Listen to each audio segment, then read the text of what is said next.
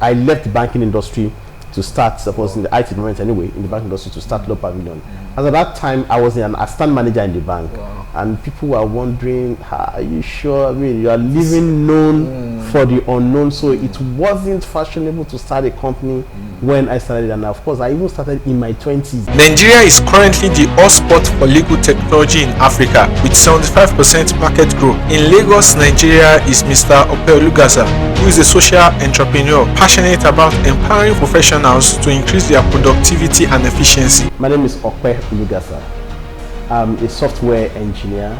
I'm working with LAWPAVILIon to see how we can use technology to ensure access to justice and the sustenance of rule of law. He founded the first legal research tool in Africa, the LAWPAVILIon, that helps lawyers and judges make the most of their legal practice through cutting-edge IT solutions in the legal industry. With more than 50,000 monthly active users, he decided to visit him in Lagos to find out what led to his innovation and his plans for the future of legal technology industry in Africa.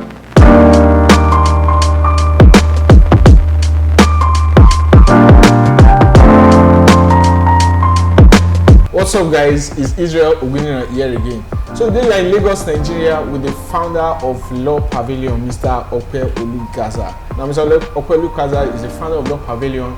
Now LAWPAVILIon is a platform that allows lawyers, and not just lawyers, the public, to have access to legal tools with the aid of artificial intelligence. And LAWPAVILIon is currently the #1 legal tech platform for lawyers in Nigeria. I'm so excited to meet him today. Thank you so much for giving us the opportunity. Thank you. Thank you. So I was growing up for you in Nigeria. I was schooling for you in Nigeria. Okay. For us in my generation, Yes. growing up was the normal thing. Most of us went to public schools. I mean, I joke with my colleagues now that in our own days, going to private school was a luxury. You know, it was public schools were okay then, and the standard was at least still very okay. And so it was good. It was the security situation was still much better, even though there was scares in those days too. But it's nothing compared to now. And we had fun.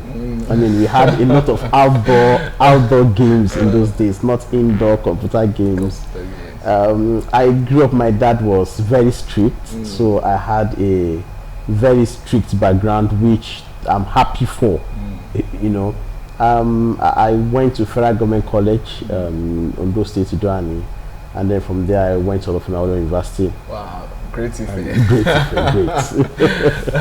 I studied electronic and electrical engineering, and after that, yes, started working, and I'd started LAWPAVILIon before I thought of, okay, it's important I went to learn business.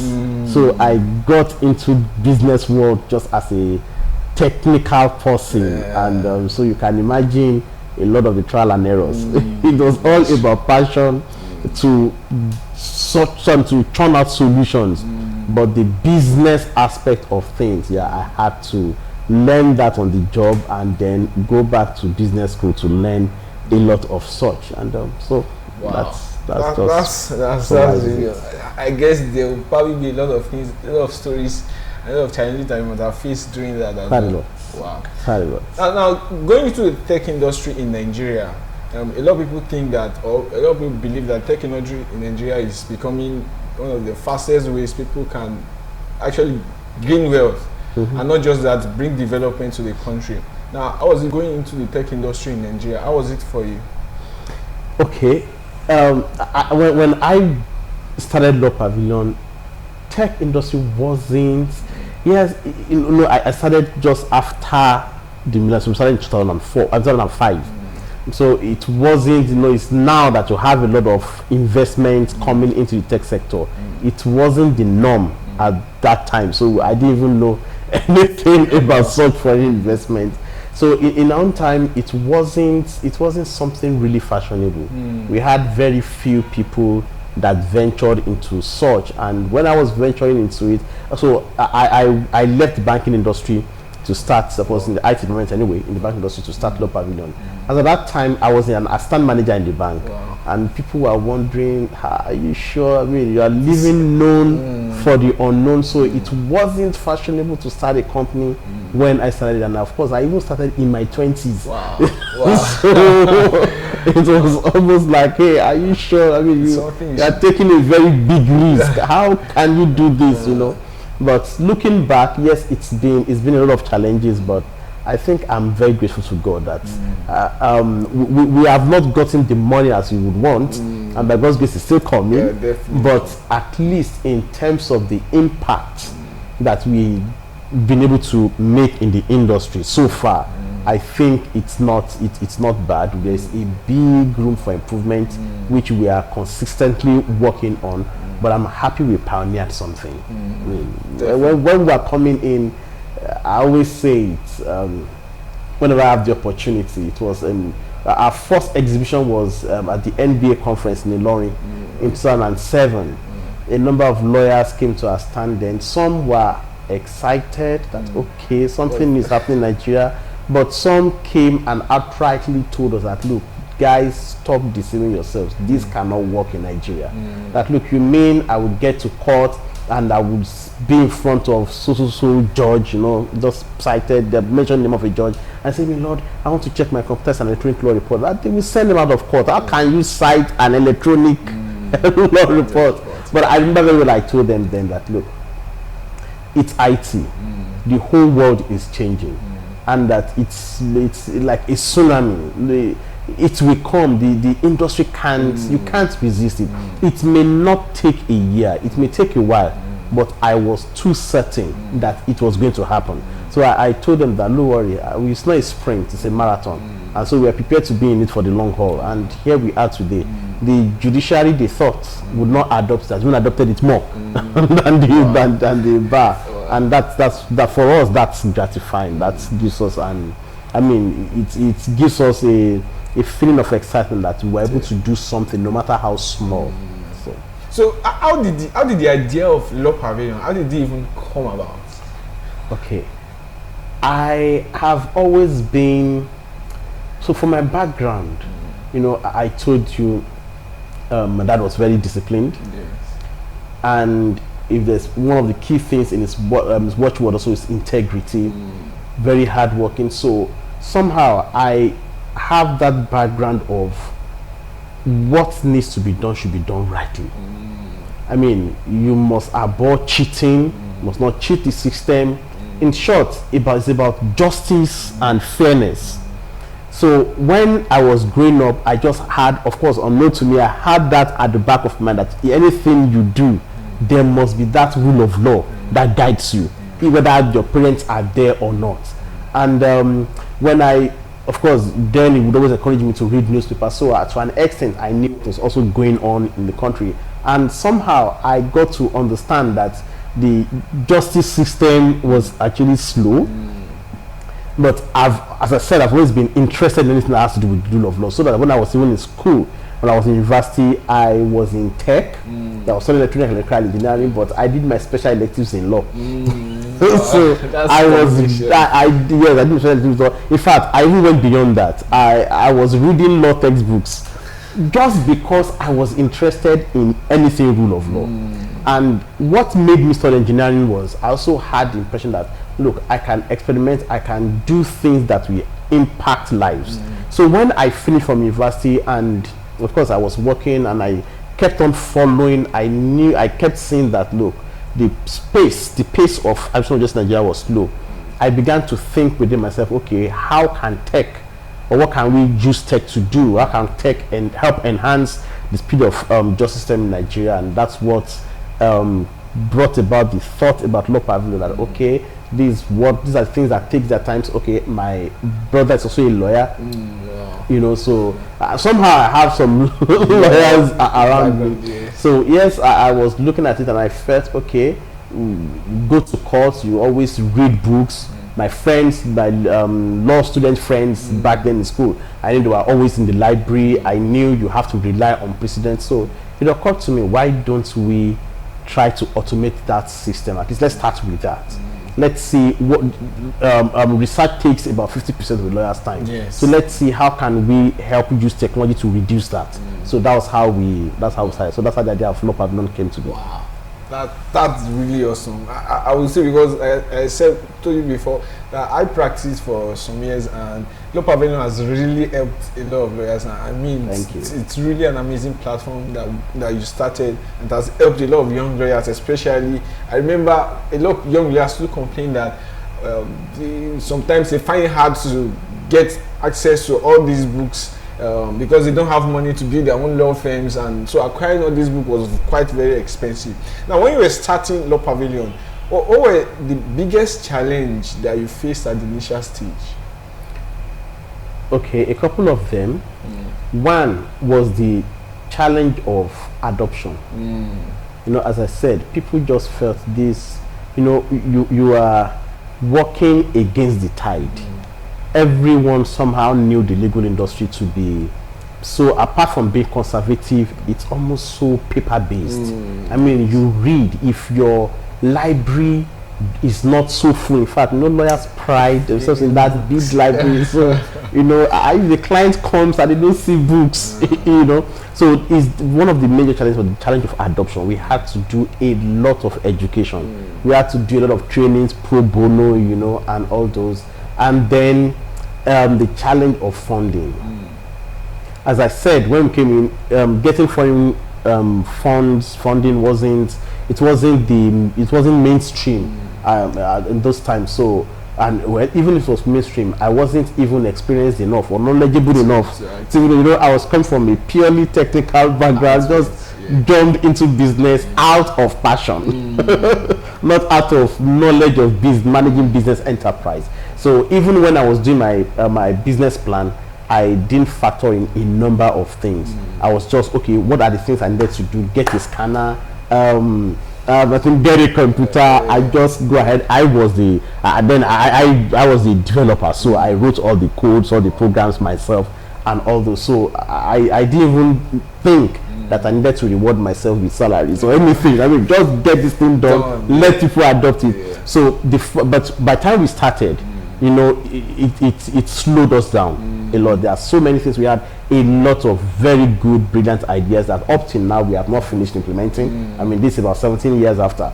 But as I said, it slowed us down. There are so many things we should have done, or we could have done better. We could have gotten more hands, but we didn't get all those ones because we didn't have the fund, and we didn't even know the amount of funding we should have even asked for. So I think those were some of our very big challenges. So another one is another very big challenge is also the Nigerian factor. So let me not say too much on that, but you understand that by the Nigerian factor, that okay, to get some major deals, you know, at times you are denied something simply because you will not give kickbacks and some of those things. And don't forget, what shaped my development days has been my dad's would I say strong value system, the ethics he built into all of us. So I had known from day one that if I'm doing business in Nigeria, I would never get my hands soiled. Yes, it's hurt us a little, but we're also happy and grateful to God that His grace sustained us.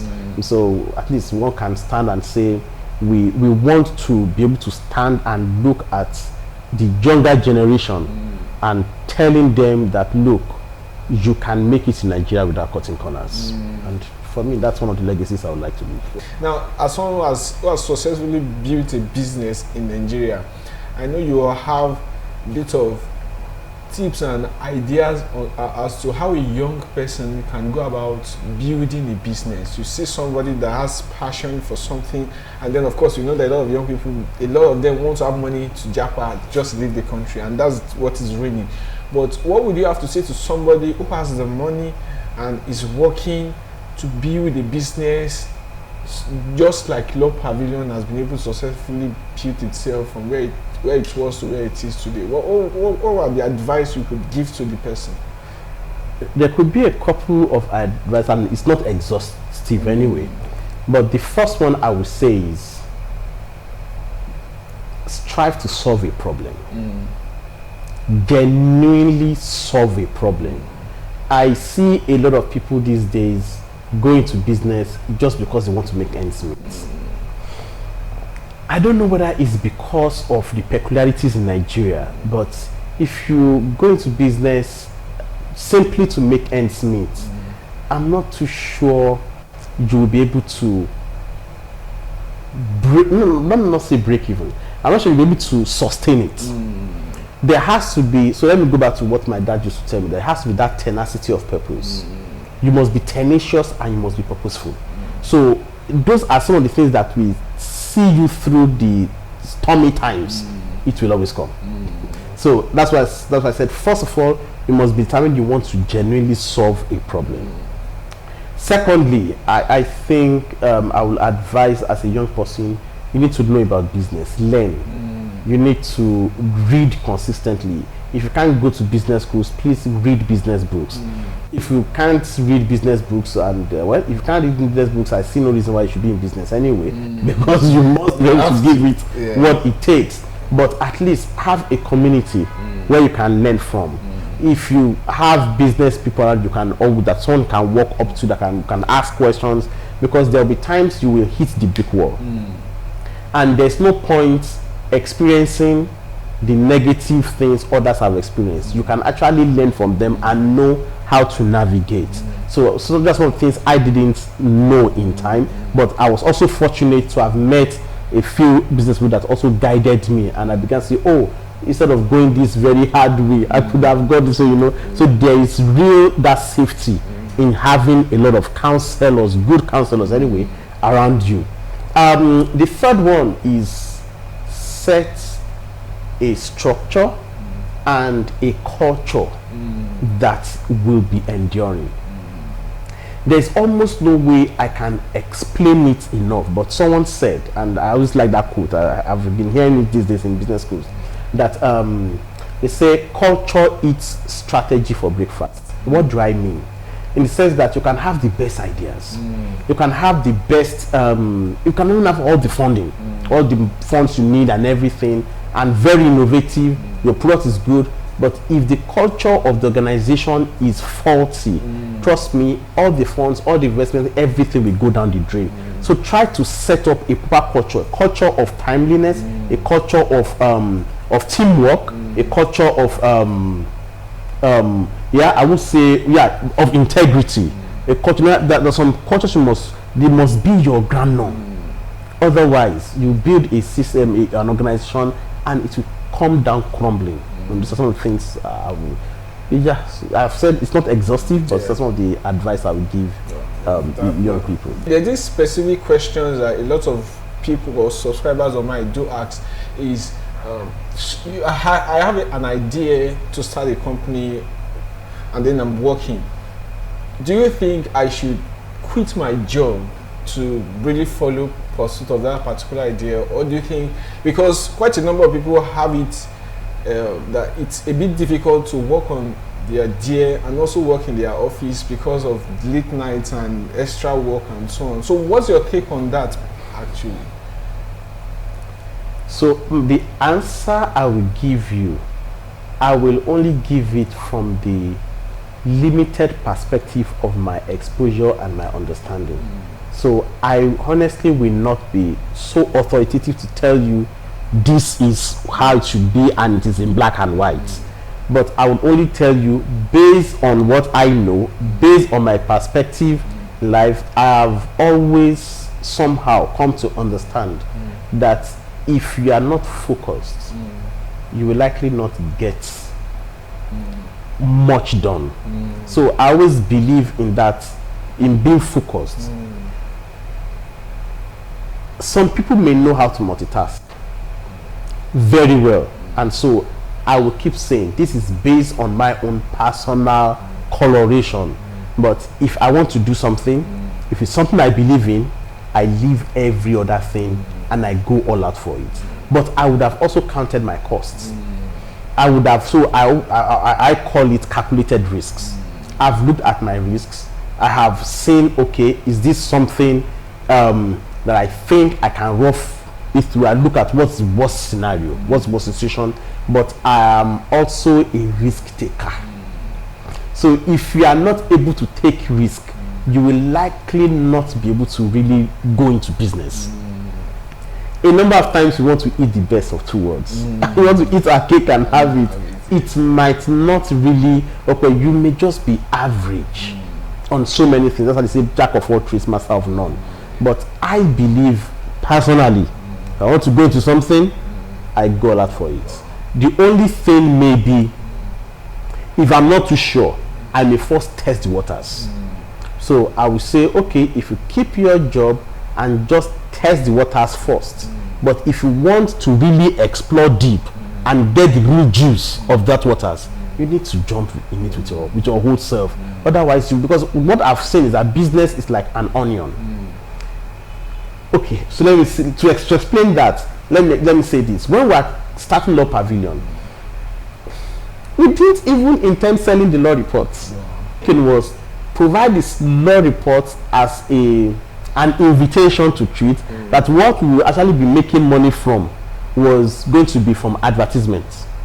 So the law report will be free to make the legal practitioners come on the site to come and check, and then okay, maybe those selling clothes, those selling books will advertise. You know, it was when we started that my brother just told me that, what are you saying?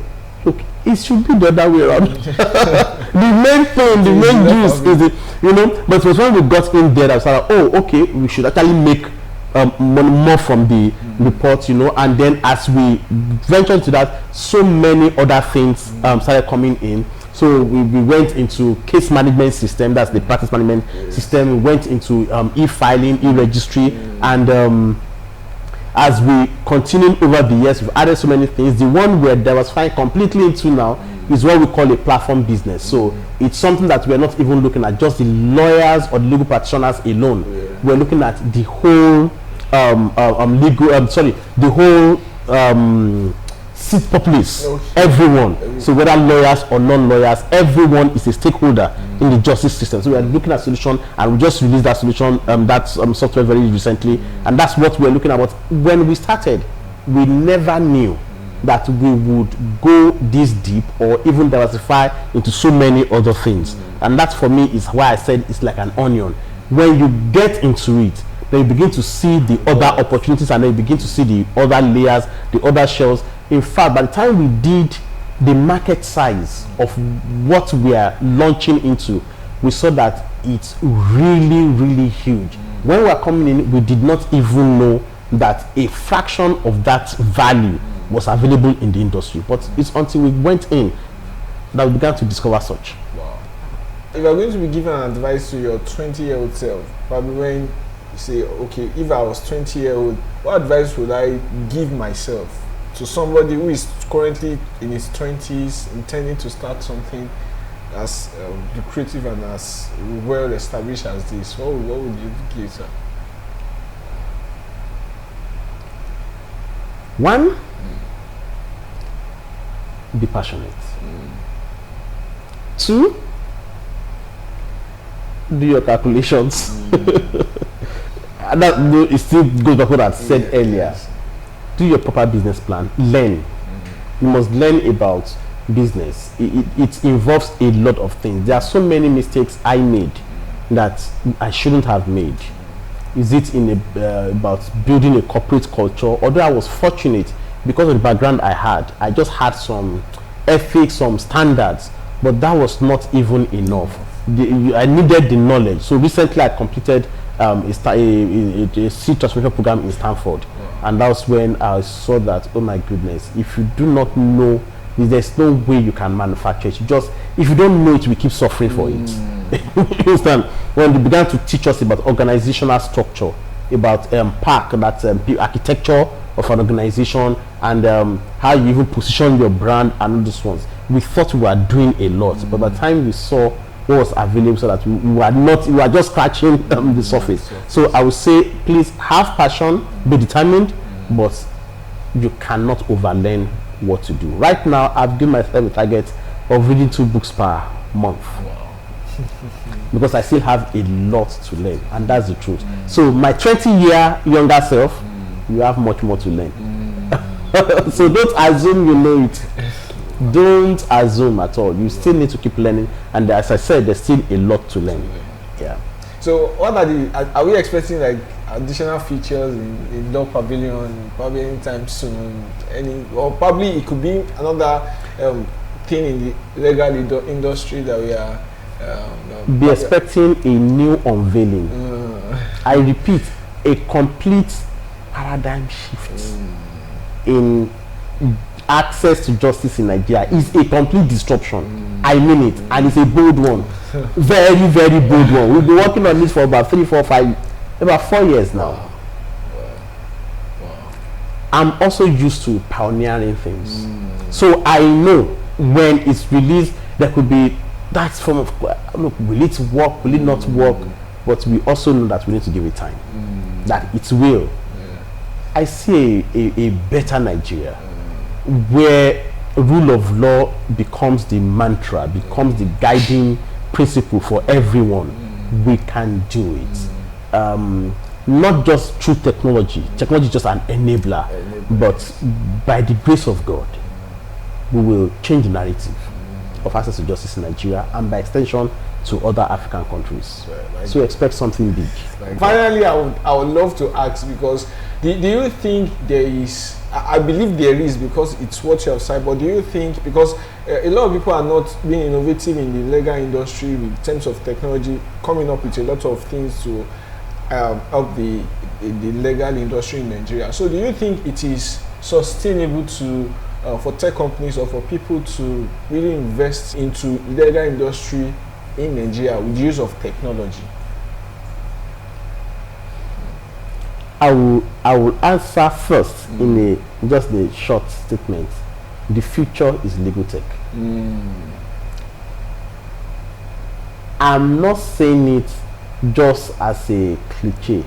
I'm 100% sure that the future is legal tech. And it's because every human interaction has a form of, it has to be guided by the rule of law. Whether it's commercial transactions, whether it's civic transaction, interaction, whether it's social transactions, social interactions. Everything has a place in law, or law has a place in everything. It's only for the innovative mind to sit back and see, how do we connect all the dots? How do we have a platform wherein the law or the legal part in each of these interactions is harnessed? That's what we're currently working on. So I strongly think that yes, there is a lot of values, a lot of, in fact, hidden and unveiled, no, not is it unveiled, right, or undiscovered values, in that sector. I'm very sure. Right now, everybody's looking at fintech. Sure. Yes. But hold on. There's going to be a new unveiling. and then, of course, where do you see LAWPAVILIon in the next 20 years? I haven't looked at the next 20 years in details. But we have an ambitious goal for the next 7 to 10 years to be the most valuable company in Africa. So maybe 20 years, we'll be talking about the world. That's really awesome. And I'm not just saying it for the sake of saying it. We have looked at the trajectory. We know what we are gunning for. And by the grace of God, we need to have many more unicorns coming out of Nigeria, regardless of the challenges all around. For me, that's tenacity of purpose, and we get there.